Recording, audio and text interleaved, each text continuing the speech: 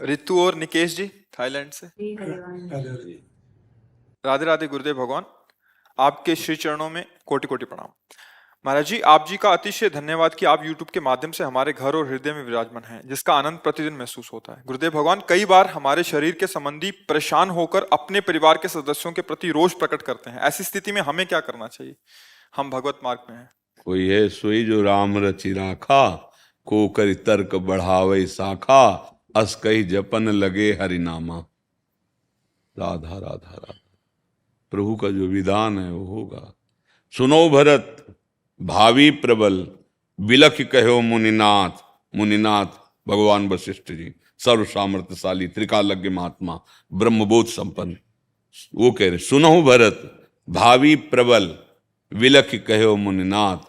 हान लाभ जीवन मरण जस अपजस विधिहात, क्या चिंता करनी।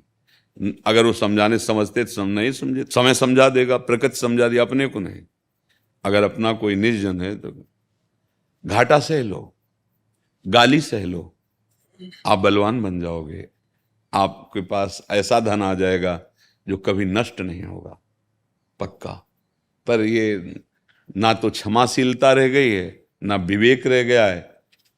छोटी छोटी बातों में पूज्य जनों का अपराध कर देते हैं।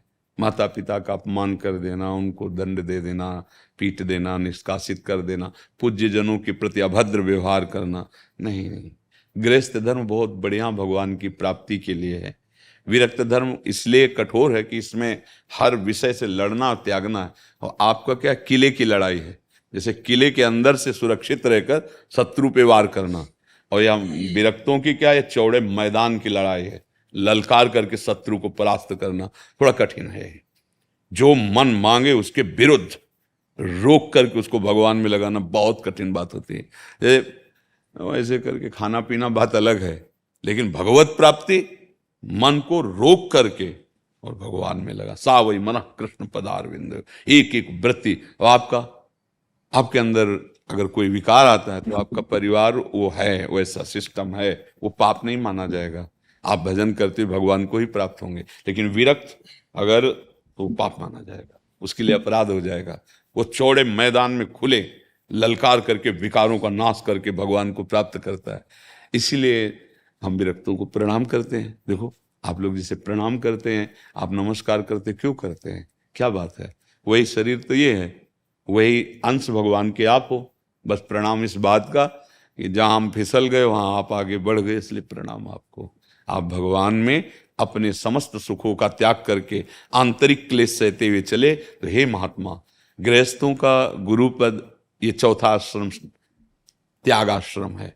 कहीं भी हो, चौथे आश्रम को ही गुरु बनाया जाता है कि जो विरक्त भाव से भगवत अनुरागी। वो इसीलिए सब संतों को प्रणाम करते हैं। खास बात है कि जहाँ लगना चाहिए वहाँ हम लग नहीं पाए, जहाँ से हटना चाहिए वहाँ हट नहीं पाए, जहाँ से हटना चाहिए वहाँ लग गए, और जहाँ से लगना चाहिए वहाँ से हट गए, और आपने सही किया।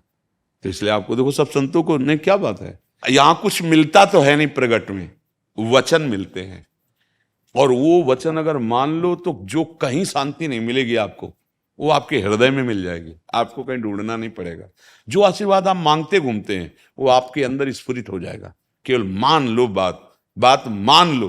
बात अगर मान ली तो ऐसे करना वैसे करना, ये देना और लेना, जिससे ना जंतुर पंतु ये सब कुछ नहीं। तुम जाओ शेरवत सिंहवत उत्साह संपन्न, ऐसा उत्साह है, अगर रौंदते चले जाओगे हर दुखों को, हर विघ्नों को, कोई तुम्हें परास्त नहीं कर पाएगा। सत्संग का मतलब क्या होता है? असत का त्याग करने का उत्साह और भगवत प्राप्ति की लगन। और ऐसी लगन, ऐसी अगन सब भस्म कर दे और निकल जाए। ये आग की ज्वाला पे चलना है। संसार उपहास करता है, मन जलाता है, ये क्योंकि वो भोगी मन रहा है, वो तो चाहता है भोग, अब उसको दोगे नहीं तो जलाएगा, हर समय विक्षिप्त करेगा। आप उसको अगर रोक करके आप शांत हैं तो इनाम लीजिए परम पद, भगवान का परम पद। तो इसलिए अपने को अगर कटुवचन कहते हैं तो सह जाए। सहना बलवान का लक्षण है, क्रोध कर लेना ये निर्बल का लक्षण है। बलवान सहता है, निर्बल गाली बकता है। तो ये भगवान का आश्रय लियो, महाबलवान भगवान है, सह जाओ, चुप शांत हो जाओ। शांत होने में भगवान की कृपा मिलेगी, गाली देने में अपराध बन जाएगा, लड़ाई करने में अपराध बन जाएगा।